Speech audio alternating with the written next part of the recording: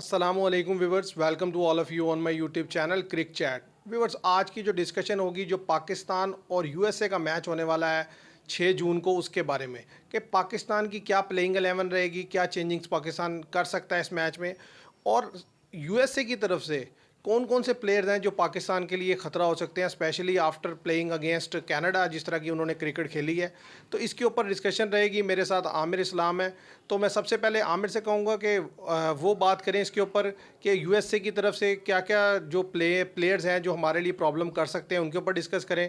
फिर आगे further discussion में मैं आपको बताऊँगा कि पाकिस्तान प्लेइंग 11 में क्या कौन कौन से लड़कों को खिलाएगा और क्या चेंजिंग्स कर सकता है पाकिस्तान। तो सबसे सबसे पहले आप ये बताएं कि जो कनाडा के अगेंस्ट जो यूएसए की परफॉर्मेंस है, उसे कैसे देखते हैं।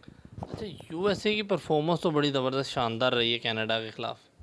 तो देखना ये है कि क्या कहते हैं, ये जो लड़के इनके ओपनर आए थे, दोनों दोनों कुछ नहीं कर सके। कैप्टन था मुनांक पटेल, दूसरा स्टीव टेलर था। दोनों कुछ नहीं कर सके, लेकिन जो इनके 1 डाउन और 2 डाउन के प्लेयर थे, एरन जोन्स और एंड्रिया गोस, ये दोनों ने बड़ा ज़बरदस्त परफॉर्मेंस दी है। तो एरन जोन्स 94 किया 40 बॉल्स पे, ये पाकिस्तान के लिए ख़तरा साबित हो सकते हैं, क्योंकि स्पिनर फास्ट दोनों को मारा उन्होंने। उसी सिंगल बॉलर को नहीं मारा उन्होंने कि स्पिनर पे अटैक किया या फास्ट पे, दोनों को मारा। और तीसरा जो प्लेयर इनका जो पाकिस्तान को ख़तरा साबित हो सकता है पाकिस्तान के लिए, वो कोरे एंडरसन है। इनके जो ऑलराउंडर है वो न्यूजीलैंड की तरफ से खेल चुके हैं, हमने खेलते देखा है। वो अच्छे बैट्समैन भी हैं, अच्छे बॉलर भी हैं। तो न्यूजीलैंड में चांस नहीं मिला, जिसकी वजह से उन्हें टीम चेंज की, शायद मुल्क चेंज किया। तो लेकिन वो एक ऐसा की फैक्टर है कि वो पाकिस्तान के लिए एक मुश्किल पैदा कर सकते हैं। बॉलिंग में जो लड़के उनके बेहतर बॉल कर सकते हैं, उनमें एक हैं अली खान। अच्छी पेस के बॉलर हैं, T10 लीग भी खेले हैं और भी लीग्स खेलते हैं। लंका की लीग, वेस्ट इंडीज़ की लीग खेली हुई है उन्होंने। तो वो एक अच्छे बॉलर हैं। 26 की एवरेज से उन्होंने 9 विकेट्स लिए हुए हैं। और इसी तरह उनका इकॉनमी रेट भी 8 का है, कोई बहुत हाई इकॉनमी रेट नहीं है, ठीक है 8 का। और इसी तरह उनका दूसरे फास्ट बॉलर हैं नेट्रा वालकर, उनका इकॉनमी रेट 6.52 का। उन्होंने 15 विकेट्स लिए हुए हैं 10 मैचेस में। तो ये बड़ा की फैक्टर होगा अगर उनके ये बॉलर क्लिक करते हैं उस दिन तो। ठीक है। अच्छा व्यूवर्स, अब अगर पाकिस्तान की बात की जाए कि पाकिस्तान की बैटिंग को अगर हम देखें, तो सबसे पहले अगर बात की जाए टॉप ऑर्डर की, तो बाबर आजम, रिजवान और फ़खर जमान, ये तीन ही प्लेयर हैं जिन्हें आप इनफॉर्म प्लेयर कह सकते हैं। अदरवाइज़ पाकिस्तान स्ट्रगल कर रहा है। जो मिडल ऑर्डर के जो बैटर्स हैं, ख़ासतौर पे इफ्तिखार, बिल्कुल नीचे आते हैं, उनको भी इतना मौका नहीं मिल रहा और वो फॉर्म में भी कुछ खास नहीं है। शादाब की बड़ी पुअर फॉर्म चल रही है। इमाद वसीम ने काफ़ी अरसे के बाद कम बैक किया है। तो और ये सब फैक्टर हैं। इस तरह आज़म खान और उस्मान खान और साइम अयूब, इन तीन प्लेयर में से पाकिस्तान ने 2 को खिलाना है। तो जो एक्सपेक्टेड प्लेइंग 11 है वो मैं आपके साथ शेयर कर देता हूँ। पाकिस्तान बाबर आजम और रिजवान ये ओपनिंग स्लॉट पर खेलेंगे। जो 1 डाउन है उस पर उस्मान खान आएंगे और 2 डाउन के लिए फ़खर जमान होंगे, और नंबर 5 के लिए आज़म खान या साइम अयूब में से कोई एक खेलेगा, और नंबर 6 पर इफ्तिखार होंगे। उसके बाद 2 स्पिनर्स खेलेंगे, ज़्यादा से ज़्यादा शादाब और इमाद वसीम। हो सकता है शादाब की जगह या इमाद वसीम की जगह इब्रार को पिक किया जाए, और 3 फास्ट बॉलर शहीन शाह अफरीदी, हारिस रऊफ़ और मोहम्मद आमिर। तो पाकिस्तान की टीम देखने में तो ठीक है, लेकिन इशू ये है कि उनकी जो बैटिंग है इस टाइम मिडिल ऑर्डर की, और जो स्पिन डिपार्टमेंट है वो क्लिक नहीं कर रहा। अब आप क्या समझते हैं पाकिस्तान की जो हालिया परफॉर्मेंस है, इसकी बेसिस पर कैसा मैच देख रहे हैं यूएसए के अगेंस्ट। देखें, यूएसए के अगेंस्ट हमें जो वीकनेस है हमारी वही है, वो मिडल ऑर्डर हमारा बहुत ज़्यादा वीक है। क्योंकि मिड अगर ऊपर के 3 उन्होंने जल्दी गिरा लिए तो हमारे मिडल ऑर्डर पे जिम्मेदारी आएगी, जो कि कबूल नहीं कर रहे वो काफ़ी अरसे से। तो ये बड़ा मसला रहेगा हमें। तो हमारा तो दारोमदार सारा का सारा टॉप ऑर्डर पे है हमारे। आज़म खान और साइम अयूब में से किसे पिक करेंगे आप। अच्छा, मैं साइम अयूब को पिक करूँगा।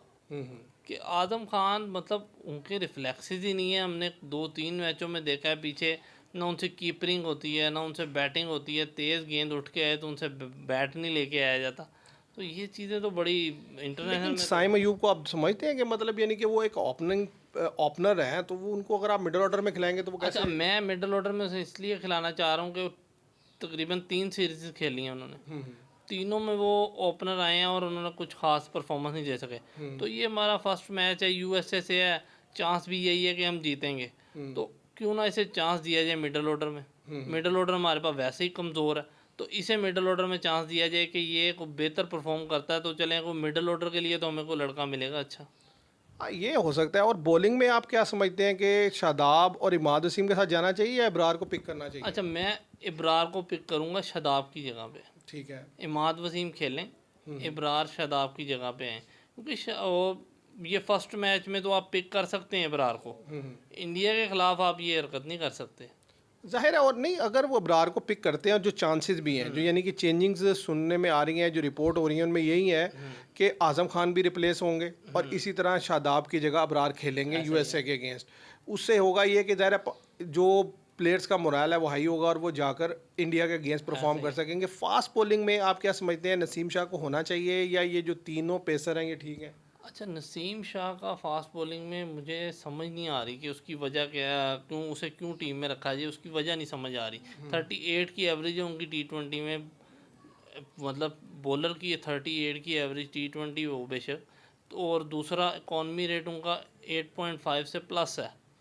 तो ये चीज़ मतलब आप इतना स्कोर खाएंगे, और इस तरह से हमने इंग्लैंड में देखा भी, उनसे बॉल ही नहीं हुआ बिल्कुल ही, उन्होंने अच्छा खासा मार खाया। तो मेरा नहीं ख्याल नसीम शाह को टीम में होना चाहिए, शाहीन शाह, आमिर और हारिस रऊफ के साथ टीम में जाना, मैच में जाना चाहिए। अच्छा, आप क्या समझते हैं कि पाकिस्तान कोई डिफ़िकल्टी आएगी उनको पेश इस मैच को जीतने में, या वो इजी विन करेंगे?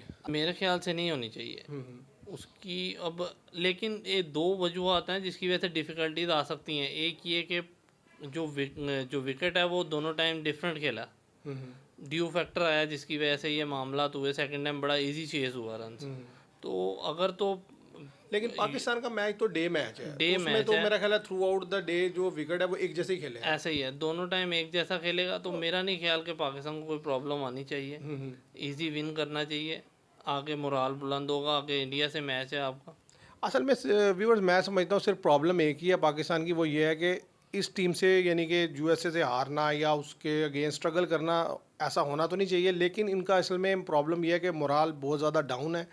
स्पेशली जिस तरीके का ये न्यूजीलैंड की सी टीम के अगेंस्ट खेले, फिर आयरलैंड के अगेंस्ट जो इनकी परफॉर्मेंस रही, फिर इंग्लैंड के अगेंस्ट जो इनके साथ हुआ है, तो वो सारा कुछ अगर प्लेयर्स अपने माइंड में रख के आएंगे तो वो उनको थोड़ा जो है स्ट्रगल करना पड़ सकता है यूएसए के अगेंस्ट। अदरवाइज़ तो मेरा ख्याल है एक इजी विन होना चाहिए। और दूसरी जो चीज़ हमें नज़र आती है वो है यूएसए का अपना इंटेंट जो उनके लड़कों ने शो किया है, उसको भी तो हम नज़रअंदाज नहीं कर सकते। मतलब एक बिल्कुल वो बेबाकी सी उनके प्लेयरों में नज़र आई है, जो वो बिल्कुल रिलैक्स खेले हैं, उन्होंने किसी बॉलर को अपने ऊपर हैवी नहीं होने दिया। इसी तरह उनकी फील्डिंग बड़ी जानदार थी जो मैंने देखी, थोड़ा सा देखा लेकिन पूरा मैच नहीं देखा, लेकिन उनकी फील्डिंग बहुत जानदार रही पूरे मैच में, ग्राउंड फील्ड उनकी बहुत अच्छी थी। तो ये चीज़ें उनके प्लेयरों में हैं, तो ये तंग कर सकती हैं हमें। और उनके कैप्टन का, उनके प्लेयर्स का ये यानी कि स्टेटमेंट भी आया कि हम किसी भी टीम को जो है अपने ऊपर हावी नहीं होने देंगे, हम जो है एक पॉजिटिव क्रिकेट खेलेंगे, पॉजिटिव माइंडसेट के साथ जाएंगे और अटैकिंग क्रिकेट खेलेंगे। तो व्यूअर्स मैं तो समझता हूँ ये जो मैच है पाकिस्तान वर्सेस यूएसए जो 6 जून को डलास में खेला जा रहा है, तो कंडीशन जो है बैटिंग रहेंगी। पाकिस्तान अगर एक दफ़ा बैटिंग करता है और रन बोर्ड पर लगा देता है तो पाकिस्तानी बॉलर्स मेरा ख्याल है इजीली उसको डिफेंड कर पाएंगे, इतने एक्सपीरियंस तो हैं, और मेरा ख्याल है किसी किस्म की प्रॉब्लम नहीं होनी चाहिए। मेरा ख्याल है इजी पाकिस्तान को ये मैच विन करना चाहिए। तो उम्मीद करते हैं आपको ये डिस्कशन हमारी पसंद आई होगी। अगर डिस्कशन पसंद आए तो वीडियो को लाइक कीजिएगा, शेयर कीजिएगा और चैनल को सब्सक्राइब कीजिएगा। Thank you very much.